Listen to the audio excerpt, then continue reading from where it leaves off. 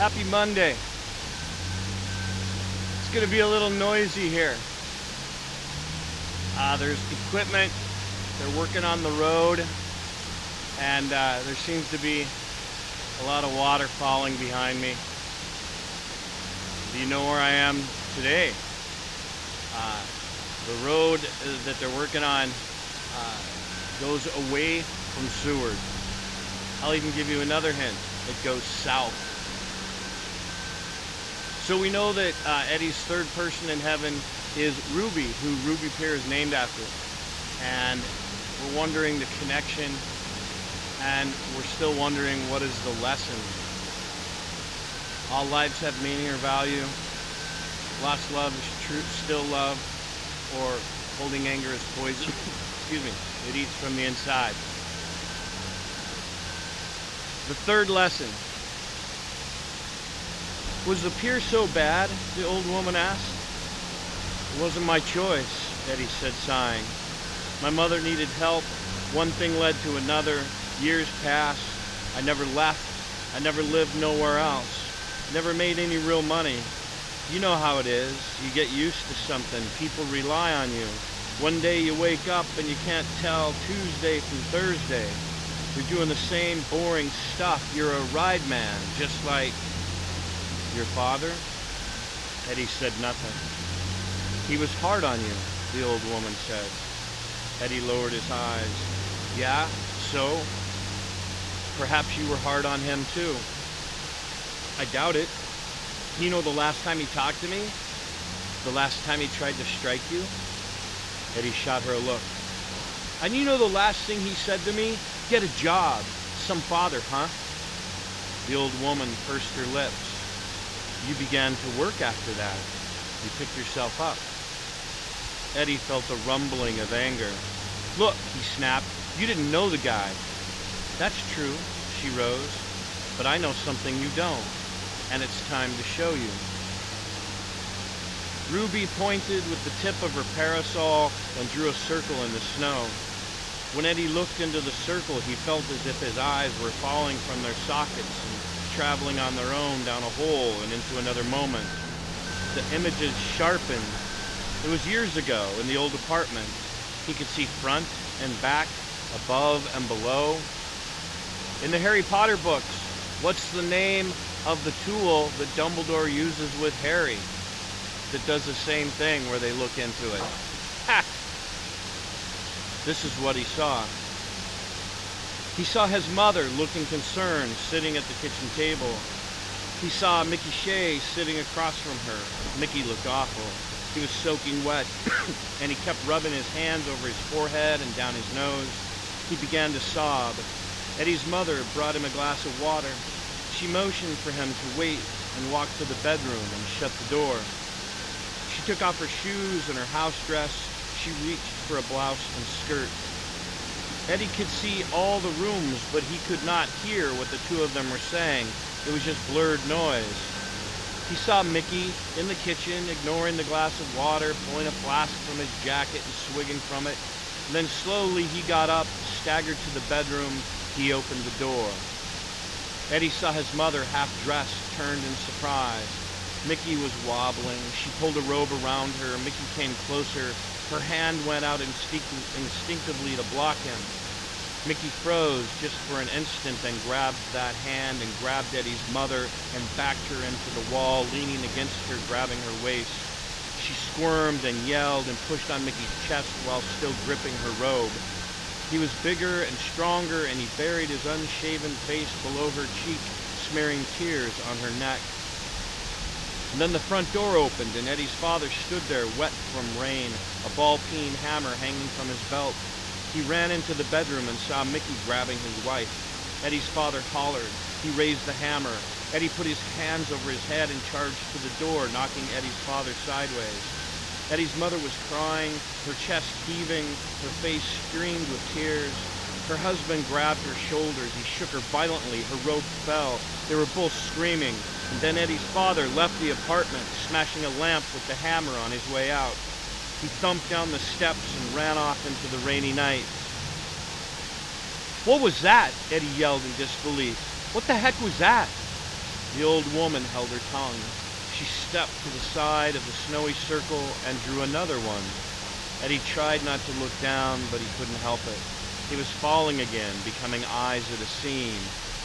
And this is what he saw. He saw a rainstorm at the farthest edge of Ruby Pier, the North Point they called it, a narrow jetty that stretched far out into the ocean. The sky was a bluish black, the rain falling in sheets. Mickey Shea came stumbling toward the edge of the jetty. He fell to the ground, his stomach heaving in and out. He lay there for a moment, face to the darkened sky, then rolled on his side under the wood railing, and he dropped into the sea. Eddie's father appeared moments later, scrambling back and forth, the hammer still in his hand. He grabbed the railing, searching the waters. The wind blew the rain in sideways. His clothes were drenched, and his leather tool belt was nearly black from the soaking. He saw something in the waves.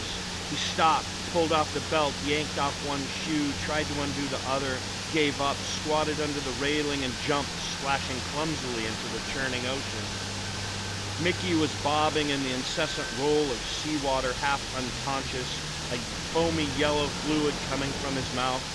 Eddie's father swam to him, yelling into the wind. He grabbed Mickey. Mickey swung. Eddie's father swung back. The skies clapped with thunder as the rainwater pelted them. They grabbed and flailed in the violent chop. Mickey coughed hard as Eddie's father grabbed his arm and hooked it over his shoulder. He went under, came up again, then braced his weight against Mickey's body, pointing them toward shore. He kicked. They moved forward. A wave swept them back, then forward again. The ocean thumped and crashed, but Eddie's father remained wedged under Mickey's armpit, pumping his legs, blinking wildly to clear his vision. They caught the crest of a wave and made sudden progress shoreward.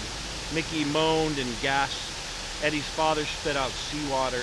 It seemed to take forever, the rain popping, the white foam smacking their faces, the two men grunting, thrashing their arms. Finally, a high curling wave lifted them up and dumped them onto the sand, and Eddie's father rolled out from under Mickey and was able to hook his hands under Mickey's arms and hold him from being swept into the surf. When the waves receded, he yanked Mickey forward with a final surge, then collapsed on the shore, his mouth open, filling with wet sand. Eddie's vision returned to his body. He felt exhausted, spent, as if he'd been in that ocean himself. His head was heavy.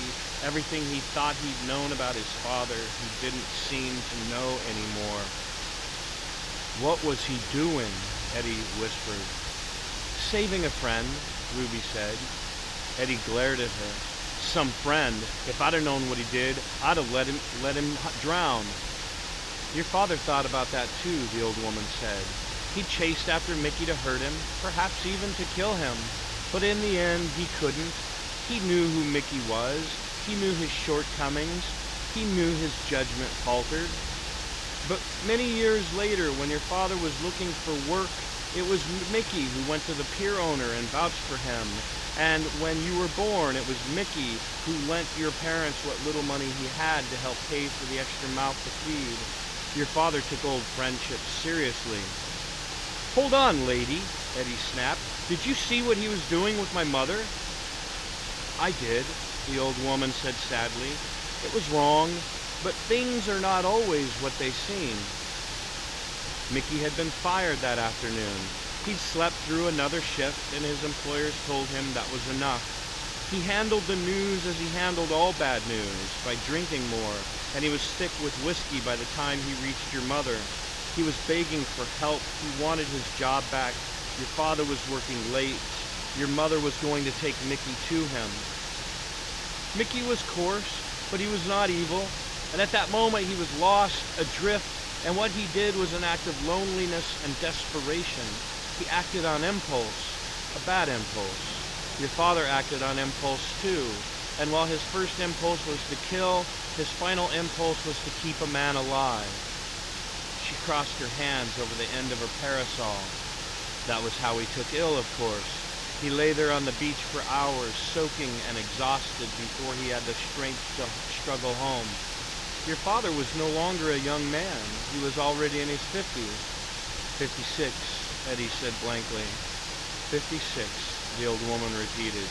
His body had been weakened, the ocean had left him vulnerable, pneumonia took hold of him, and in time, he died. Because of Mickey? Eddie said. Because of loyalty, she said. People don't die because of loyalty. They don't, she smiled. Religion, government, are we not loyal to such things, sometimes to the death? Eddie shrugged. Better, she said, to be loyal to one another.